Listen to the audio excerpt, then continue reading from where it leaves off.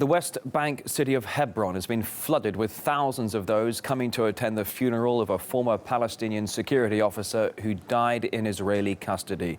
His death has triggered a wave of riots and clashes between Palestinians and Israeli forces, which resulted in at least 2 teenagers being killed by the soldiers. RT's Irina Galushko has been at the funeral procession, which was later followed by street scuffles. We're in downtown and there are clashes going on between the IDF forces and the protesters. Now I have to say most of these protesters, there's about 100, 150 of them, so not everybody who was at the funeral actually went to protest. But let me just take a step away for now and you can see what's happening behind me. Now a majority of the protesters, see, they're lining up along the wall there. The IDF forces are on top of the building on the right and also in another building at the end of the street behind the tree. It looks like for most of these people who are actually rather young, I would say majority of them are teenagers and they're very early teens.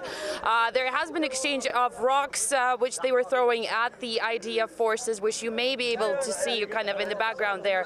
They were met with some rubber bullets as well as flash grenades and some tear gas canisters from the IDF forces. There has been rocket exchange between Gaza and Israel. There have been numerous protests. Like I said, 2 Palestinian youth have been killed in northern West Bank. So this looks like it's going to continue for some time. This is what's happening in Hebron, and this is the hometown of the man who just died in Israeli prisons. He was jailed for life, essentially, for 99 years for his ties with terrorist organizations. But when his health started to give out, the Palestinian officials have asked Israeli officials to release him early, and according to Israeli officials, the paperwork wasn't processed fast enough and he died before that release could come. And of course his death just spurred this anger among Palestinians who have long been protesting the fact that there's literally thousands, there's almost 5,000 Palestinian prisoners in Israeli jails right now, and more than 100 of them have been there for more than 2 decades, and a lot of them actually have not received a proper handling of their cases. They've never even been charged with anything, just basically put in a jail and slammed there behind bars. All right, well, joining me live now from Ramallah is a well-known Palestinian human rights advocate, that of Dr Mazin Qumsiyeh. Thank you very much for joining us on RT today. Good to see you. Let's talk about this tension among the Palestinians. Certainly a lot of heightened emotions, getting very upset over Mr Hamdiah's death in Israeli custody. Can you explain to us one thing? Mr Hamdiah died of cancer, a terminal illness. He was not murdered by the Israeli prison officials here. Is this level of tension justified, do you think, among the Palestinians? Yes, because there's a lot of Palestinians who are in Israeli jails who suffer from medical neglect. And this is just one case of medical neglect which led to murder, basically. International law and human rights laws both recognize that people in custody must be afforded proper medical care. And in this case, this gentleman was not afforded proper medical care, was not even released to proper medical hospital to take care of him until his last days, basically, when cancer had metastasized.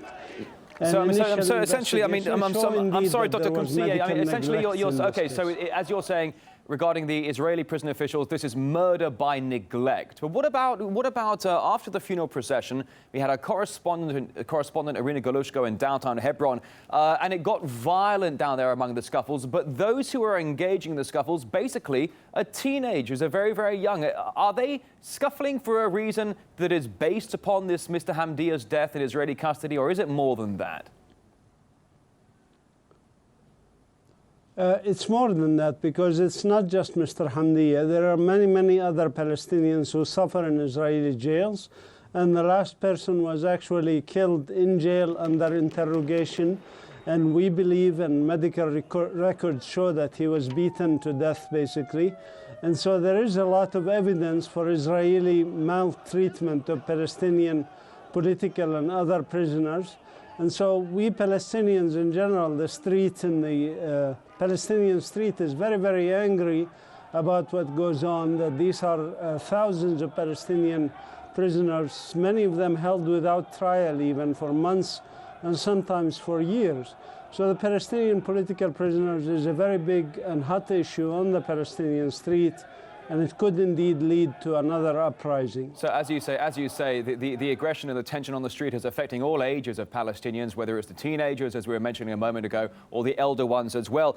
The one thing I think it's important to note is that the Hamas has already been firing rockets into Israel. Israel has retaliated, of course, as it always does. But it was just a few months ago in November when we had that historic Israeli strike, IDF strike on Gaza. Then we had a more or less a bit of a ceasefire over the past 4 months. Why start it all over again with a few rockets? Well, actually, both Hamas authority in Gaza and the Palestinian Authority in Ramallah are interested in maintaining quiet and have tried to keep quiet in their respective areas.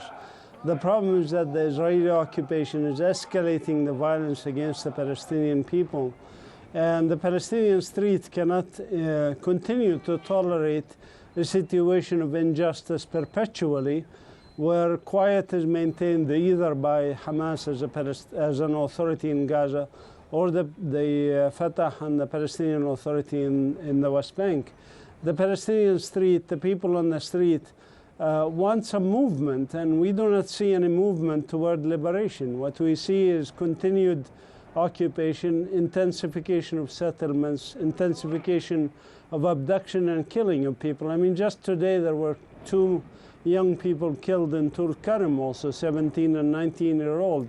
Yeah, we understand there were two teenage victims. There were 2 teenage victims today, ultimately having thrown rocks. So the IDF responded with gunfire. Palestinian human rights activist Dr Mazin Qumsiyeh. I wish we had more time for this. We don't. But a great pleasure indeed having you live on RT today. Thank you. Sorry.